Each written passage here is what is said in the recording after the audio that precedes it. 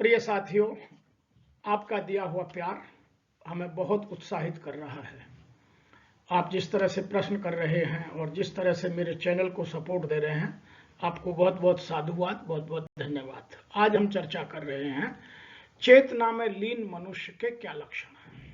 क्योंकि हम गीता की मनोवैज्ञानिक व्याख्या कर रहे हैं, तो ये प्रश्न अर्जुन ने अर्थात हमारे मन ने विवेक से किया। तो यहाँ अर्जुन ने भगवान श्री कृष्ण से किया कि चेतना में लीन मनुष्य के क्या लक्षण हैं, और उन्हीं की जानकारी पर आज हम इसमें आपके साथ चिंतन करेंगे। तो अर्जुन ने क्या प्रश्न किया वह समझते। यहां लिखा है, स्थित प्रज्ञस्य का भाषा समाधिस्थस्य केशवः स्थित धी किम प्रभाषेत किम आसीत व्रजेत किम। अर्थात अर्जुन ने कहा कि हे केशव, एक स्थित प्रज्ञ व्यक्ति किस तरह रहता है, उसके क्या लक्षण हैं। तो मूल रूप से अर्जुन ने यहां 4 प्रश्न किए कि जो दिव्य चेतना में है, लीन पुरुष है या स्थित पुरुष है, जिसके विचार स्थित हो चुके हैं, जिनका मन स्थिर हो चुका है, जिसकी बुद्धि स्थिर हो चुकी है, जो स्थित प्रज्ञ हो गया है, जो समता में रहने लगा है, उसके क्या लक्षण हैं, मुझे समझाइए। और उन्होंने 4 प्रश्न एक साथ कर डाले कि उसके लक्षण क्या हैं, वह पुरुष बोलता कैसे है, बैठता कैसे है, चलता कैसे है। अब उसके कारण है अर्जुन के मन में यह प्रश्न क्यों आया। आप जानते होंगे कि हर एक व्यक्ति की जो उसका व्यवहार होता है वह उसका समाज में एक स्टेटस से उससे मिलता जुलता होता है, उसके कुछ लक्षण होते हैं। जैसे एक धनी व्यक्ति के लक्षण क्या होते हैं, ये कोई भी देख करके उसके आचार से, व्यवहार से, पोशाक से बता देगा, उसके चलने के ढंग से, उसके बैठने के ढंग से। ऐसे ही एक रोगी के क्या लक्षण होते हैं, जो बीमार है, जो मनोरोगी है, उसके लक्षण भी दिखाई देते हैं। एक बुद्धिमान व्यक्ति के लक्षण भी दिखाई देते हैं। एक मूर्ख व्यक्ति के भी लक्षण, वह चाहे कितनी अच्छी पोशाक पहन ले, लेकिन जैसे ही वह मुंह खोलता है तो उसके भी लक्षण दिखाई देते हैं।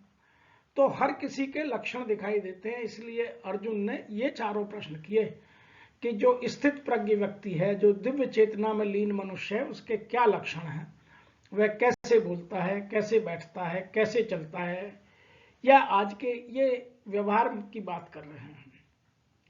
तो यह जानने के लिए अर्जुन के मन में बड़ी जिज्ञासा है, क्योंकि अर्जुन अभी भी कृष्ण को अर्थात मन, अभी भी बुद्धि को अपनी तरह साधारण मानकर बात कर रहा है। जैसे मन सोचता है तो मन को लगता है कि बुद्धि भी उसी तरह सोचती होगी, जबकि मन और बुद्धि के सोचने के तरीके में, उनके आचरण करने में, उनके किसी भी क्रिया को, प्रतिक्रिया को विश्लेषण करने में अलग अलग तरीके होते हैं। और विवेक रूपी श्री कृष्ण मन रूपी अर्जुन को एक एक करके आगे के श्लोकों में ये उसके गुण, उसके लक्षण, उसका व्यवहार समझाने की कोशिश करते हैं। तो यहाँ जो 55वां श्लोक है उसमें उन्होंने सीधे कहने की कोशिश की है। तो यहाँ हम यह जानने की कोशिश कर रहे हैं कि जो दिव्य चेतना में स्थित होकर मनुष्य आसक्ति, भय और क्रोध से मुक्त हो जाता है, अर्थात सभी परिस्थितियों में उसकी इंद्रियां उसके वश में रहती हैं, वह फिर किसी से डरता नहीं है, और मनुष्य में कुछ विशेष व्यवहार के लक्षण नजर आते हैं। और आज के यदि मैं जो योग की बात करते हैं, जो वेदों में योग की बात की गई है, जो लोग आज शारीरिक योग की बात करते हैं, वो कहते हैं कि शरीर में 7 चक्र होते हैं, मूलाधार, स्वादिष्ठान, मणिपुर, अनाहत, विशुद्ध, आज्ञा और सहस्रार। तो इन चक्रों में हम उठते चले जाते हैं। कुछ लोग कहते हैं कि हमारे शरीर के 7 हिस्से होते हैं। हमारी काया 7 भाग में बटी होती है, उसमें हम आगे ऊपर उठते चले जाते हैं। सबसे पहले यह स्थूल शरीर जो 5 तत्वों से बना है, जो दिखता है। इसके बाद आता है भाव शरीर, फिर आता है सूक्ष्म शरीर, फिर आता है मनस, फिर आता है आत्मा, फिर आता है ब्रह्म, और फिर आता है निर्वाण काया। अर्थात यदि आप जैन धर्म को देखें तो वो भी इन्हीं को मानते हैं, और यदि बौद्धों को देखें तो बौद्धों में तो सारी बात ही निर्वाण की गई है। तो ये अपने आप को जीवन मुक्ति के क्रम में जीने के तरीकों की बात करते हैं। आइए इन्हीं चीजों को समझने की कोशिश करते हैं। यहाँ 55वें श्लोक में बिल्कुल स्पष्ट कहा गया है, प्रजाहाति यदा कामान सर्वान पार्थ मनोगतान आत्मानि एव आत्मना तुष्ट स्थित प्रज्ञ तदा उच्यते। तो यहाँ कहने का भाव यह है कि जो विवेक है वह मन रूपी अर्जुन से कह रहा है कि हे पार्थ, जब कोई मनुष्य स्वार्थ युक्त कामना और मन को दूषित करने वाली इंद्रिय तृप्ति से संबंधित कामनाओं का परित्याग कर देता है, अर्थात अपनी सभी इंद्रियों को अपने वश में कर लेता है और आत्मज्ञान का अनुभव करने लगता है, अपने आप में संतुष्ट रहने लगता है, कंटेंटेड रहने लगता है, तब ऐसे मानव में दिव्य चेतना का विस्तार पाया जाता है, या उसे दिव्य चेतना में लीन व्यक्ति कहा जाता है, या ऐसे व्यक्ति को स्थित प्रज्ञ कहा जाता है। तो ये उन्होंने कुछ चीजें एक बताने की कोशिश की। सबसे पहले, जब मनुष्य मन में स्थित सभी कामनाओं का त्याग कर देता है और आत्मा से आत्मा में ही संतुष्ट रहने लगता है, तो वह स्थूल बुद्धि वाला कहा जाने लगता है। तो आप देखिए उसका पहला लक्षण, और कामनाओं के त्याग पर ही आत्मा का दिग्दर्शन होता है, और ऐसे आत्माराम आत्मतृप्त महापुरुष को ही स्थित प्रज्ञ कहा जाता है। तो यहाँ कुछ चीजें हमें समझने के लिए, एक एक कर अपने आप को गहराई तक जाने के लिए इन चीजों की मूल भावना को हमें समझना होगा। अब उसके लिए थोड़ी सी और मैं यदि आज मनोवैज्ञानिक रूप से व्याख्या करूं तो मन की स्थिरता की अपेक्षा बुद्धि की स्थिरता श्रेष्ठ है। मन बहुत बार स्थिर सा लगता है, जब ये योग करते हैं, ध्यान करते हैं, तो लोग कहते हैं कि मैंने अपने मन को स्थिर कर लिया। मन को लोग हिंसा के बल पर भी कंट्रोल करने की कोशिश करते हैं, तो उसको लौकिक सिद्धियां प्राप्त होने की संभावना बनने लगती है। लेकिन बुद्धि की स्थिरता से कल्याण होने लगता है, उसका इन सब चीजों से भाव खत्म हो जाता है। मन की स्थिरता का मतलब है वृत्तियों का निरोध, कि जितनी भी हमारी कर्मेंद्रियां हैं, ज्ञानेंद्रियां, इनका यदि मैं निरोध करने लगूं, इनको विरोध करने लगूं, तो ये मेरी मन की स्थिरता को, और बुद्धि की स्थिरता है मेरे जो उद्देश्य, अल्टीमेट एम है लाइफ का, उसमें स्थिरता है। तो आदमी को यहां इन दोनों चीजों को समझना पड़ेगा कि मन की स्थिरता और बुद्धि की स्थिरता में काफी अनुभव है। इसके लिए मैं यहां एक बात और कहने की कोशिश कर रहा हूं कि जो व्यक्ति अपनी कर्मेंद्रियों, ज्ञानेंद्रियों और अपने अहंकार को नियंत्रित कर लेता है, कंट्रोल कर लेता है, वह व्यक्ति स्थित प्रज्ञ हो जाता है। उसको हम दिव्य चेतना में लीन कह सकते हैं, उसको आत्मज्ञान होने लगता है और उसका व्यवहार फिर सम्मत में चला जाता है। वह दुख में दुखी नहीं और सुख में सुखी नहीं होता, उसे फिर किसी चीज के भय नहीं रहता, वह अभय हो जाता है और वह अपने मन की स्वतंत्रता के हिसाब से अपने जीवन को प्रभु में लीन कर या आध्यात्म में लीन कर जीवन मुक्ति की ओर अग्रसर होकर चल पड़ता है। अब और चीजें 55वें श्लोक में बताई गई,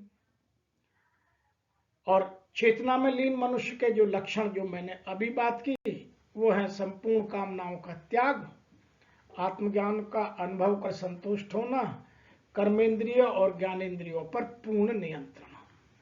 और जब आगे की बात करते हैं तो उन्हें समझने की कोशिश करते हैं कि आगे और क्या कहा गया है। और यह बहुत गंभीर श्लोक है, इसको ठीक से समझने की आवश्यकता है। दुखेषु अनिदुग्मनाना सुखेषु विगत स्पृह वीतराग भय क्रोध स्थिति धी मुनि उच्यते। अर्थात जो व्यक्ति किसी प्रकार के दुखों में क्षुब्ध नहीं होता, अर्थात उसे दैहिक, दैविक, भौतिक किसी तरह के दुख भी उसके मन को उद्विग्न नहीं करते, उसके मन को अचल नहीं बनाते, सुखों की प्राप्ति की स्पृहा उससे दूर हो गई है, जिसको राग, भय और क्रोध नष्ट हो गए हैं, मननशीलता की चरम सीमा पर पहुंचा हुआ व्यक्ति मुनि, साधु या ज्ञानी, स्थित प्रज्ञ कहा जाता है। और उसके कुछ लक्षण आगे के श्लोक में विस्तृत रूप से समझाने की कोशिश की है। अब आइए इसी को और गहनता से समझने के लिए थोड़ी सी और बात करते हैं कि यहां वीत राग भय क्रोध अर्थात आसक्ति, भय और क्रोध से मुक्त रहना वह प्रारंभ कर देता है। इसी बात को समझने के लिए हमें थोड़ी सी और गहराई में जाने की जरूरत है, समझने की जरूरत है कि स्थिर बुद्धि या स्थिर मन की बात नहीं की जा रही है। मैंने उन दोनों को अभी आपके साथ चर्चा में स्पष्ट करने की कोशिश की है। तो स्थिर बुद्धि वाले व्यक्ति की या जो प्राणी है उसकी, उसमें दैहिक, दैविक, भौतिक किसी तरह का दुख उसे दुखी नहीं कर सकता। कोई सुख की लालसा वह करता नहीं, अर्थात उसका अपनी कर्मेंद्रियों और ज्ञानेंद्रियों पर पूर्ण निरंतर आसक्ति, भय और क्रोध से मुक्ति। अब यहां बात करते हैं वीत राग क्या है। कि हमारा मन बहुत चंचल होता है। मन की एक विशेषता है कि मन कभी एक जगह स्थिर नहीं रहता। मन को हर थोड़े समय बाद कोई ना कोई नूतनता चाहिए, नवीनता चाहिए। जब आप एक विचार को सोचते हैं तो उसके साथ वो 10 और विचार लाके हमारे सामने मन खड़ा कर देता है। आपका मन किसी एक चीज से भरता है तो उसी क्षण वह दूसरी चीज को चाहने लगता है। तो मन की जो चंचलता है, मन की जो चपलता है, वह तेज है। और मन को नियंत्रित करने के लिए, मन में आसक्ति, अभय होने के लिए और क्रोध पर नियंत्रण करने के लिए या क्रोध से मुक्त होने के लिए हमें अपने मन को नियंत्रण में रखना, उसको वीत राग के क्रम में डेवलप करना, विकसित करना बहुत जरूरी है। और वीत राग होता है कि आप मन को भगवान की भक्ति के लिए या आप जो भी अपना स्वधर्म है उस धर्म की या अपना जो अल्टीमेट ऑब्जेक्ट है लाइफ का, जो जीवन का उद्देश्य है, उसे प्राप्त करने के लिए आप नूतनता के विचार देते रहिए। जैसे मैं एक उदाहरण के साथ यहाँ बात कर सकता हूँ। जब आप भजन करते हैं तो आप जब एक श्लोक को बार बार या किसी एक नाम को, जो भी आपके आराध्य हैं, उस नाम को जपते हैं या उसका श्लोक का वाचन करते हैं तो मन ऊबने लगता है। जैसे बच्चा एक ही क्लास में एक सब्जेक्ट को पढ़ता है तो ऊबने लगता है, इसलिए उसको हर 1 घंटे बाद सब्जेक्ट बदल देना चाहिए, क्योंकि नहीं तो मन उनको स्वीकार करने से मना करता है, क्योंकि मन को हर चीज नई चाहिए। और जितनी नूतनता का जन्म है सब मन के कारण ही होता है। ऐसे ही जब आप एक नाम जप रहे हैं तो उसके दूसरे किसी श्लोक को ले लीजिए या जो दूसरा आपका क्रम है उसको ले लीजिए। मैं आपको बहुत सारे साधुओं को या बहुत सारे मुनियों को देखा है, वो थोड़ी देर राम का जप करेंगे, फिर कृष्ण का जप करेंगे, फिर राधा का करेंगे, फिर शिव का करेंगे, फिर ओम नमो भगवते वासुदेवाय करेंगे। तो मन को वो नियंत्रण में रखने के लिए हर 15 मिनट बाद, हर एक आधे घंटे बाद जब भी उनका मन भरता है तो वो बदल देते हैं। इसीलिए मन को जो नियंत्रण में करने का वीतराग है वह यह है कि मन को बार बार उसी क्रम की नूतनता दिखाते रहिए ताकि मन बोर ना हो। मन को व्यवस्थित करने के लिए आप एक ही चीज को बार बार रिपीट ना करें। हाँ, उस पर नियंत्रण करने के लिए उसी तरह की अपने उद्देश्य की पूर्ति के लिए जो आपने क्रम बनाए उसमें कुछ नूतनता लाकर तरह तरह से उसको नियंत्रण करने की कोशिश वीतराग कहलाती है। और यही वीतराग का क्रम हमें अभ्यास करने की आवश्यकता है। जो बार बार यहां अभ्यास की बात की गई है वह इसी अभ्यास की बात हमें गीता समझाने की कोशिश की है। इसीलिए हमें अपने आप को समझने की आवश्यकता है और जब तक हम इस चीज को समझेंगे नहीं तब तक हमें इस क्रम में समस्या आती रहेगी। अतः हमें इस सब को समझने की जानने की बहुत आवश्यकता है। उसके लिए हमें अगला श्लोक फिर समझना पड़ेगा। जो 57वां श्लोक है उसमें और भी बहुत सुगमता से इन चीजों को समझाने की कोशिश की है कि एक स्थित प्रज्ञ व्यक्ति के क्या क्या लक्षण हैं। उसमें कहा गया है यह सर्वत्र अनाभिष्णेह तत् तत् प्राप्य शुभाशुभम न अभिनंदती न द्वेष्टि तस्य प्रज्ञा प्रतिष्ठता। अर्थात जो सभी परिस्थितियों में अनासक्त रहता है, उसे कोई परिस्थिति न सुख न दुख न हानि न लाभ न जीवन न मरण, उसे कोई अपने जगह से हिला नहीं सकता। उसकी बुद्धि पूर्णतः स्थिर हो जाती है। वह सुफल की प्राप्ति से हर्षित नहीं होता और विपत्ति में उदासीन नहीं होता। वह ज्ञान की उस अवस्था को प्राप्त कर लेता है जिसकी हम लोग बार बार चर्चा करने की कोशिश करते हैं। इसीलिए इसी क्रम में हमारी बुद्धि हमारे मन को समझाने के लिए स्थित प्रज्ञ व्यक्ति की परिभाषा देकर उसके एक एक गुणों का वखान करती जा रही है। अभी हमने 57वें श्लोक तक इन चीजों को जानने की कोशिश की है और उसको मैं थोड़ा सा 57वें श्लोक की व्याख्या में 2-3 चीजें और कह दूं। फिर इसके बाद अगले क्रम में जब हम बात करेंगे तो और आगे हमें भगवान श्री कृष्ण या बुद्धि रूपी कृष्ण अर्जुन को क्या समझाते हैं उनकी चर्चा करेंगे। यहां 57 के श्लोक की व्याख्या में जो पुरुष सर्वत्र स्नेह रहित हुआ शुभ अथवा अशुभ को प्राप्त न होकर, अर्थात सब में उदासीन रहकर प्रसन्न रहता है, अपने आप में संतुष्ट रहता है, उसे ना तो द्वेष का कोई कारण पता चलता है न ही वह किसी से द्वेष करता है, उसकी बुद्धि स्थिर मानी जाती है और इन किन्हीं भी परिस्थितियों का उस पर कोई प्रभाव नहीं पड़ता। अर्थात वह हर परिस्थिति में उदासीनता से अपने लक्ष्य की प्राप्ति के लिए लगातार निरंतर सार्थक प्रयास जीवन मुक्ति के करता है। यह स्थित प्रज्ञ के कुछ प्रारंभिक लक्षण हैं। जब हम आगे आगे और चलेंगे तो और गहराई से इन लक्षणों पर बात करेंगे। तो पूर्ण ज्ञान की अवस्था में आने के लिए किसी भी व्यक्ति में इन 3 चीजों का आना बहुत आवश्यक है। एक तो शुभ और अशुभ से अप्रभावित, उस पर समय का, उस पर दिनों का, उस पर किसी घटना का, उस पर किसी परिस्थिति का कोई प्रभाव नहीं। वह द्वैत अद्वैत से ऊपर, उसके लिए अपना लक्ष्य की प्राप्ति ही सब कुछ है। वह अपने आप को जो उसका जीवन का परम उद्देश्य उससे मिलाकर जीवन से मुक्त होना चाहता है। वह किसी भटकाव में, किसी आडंबर में अपने आप को नहीं डालता।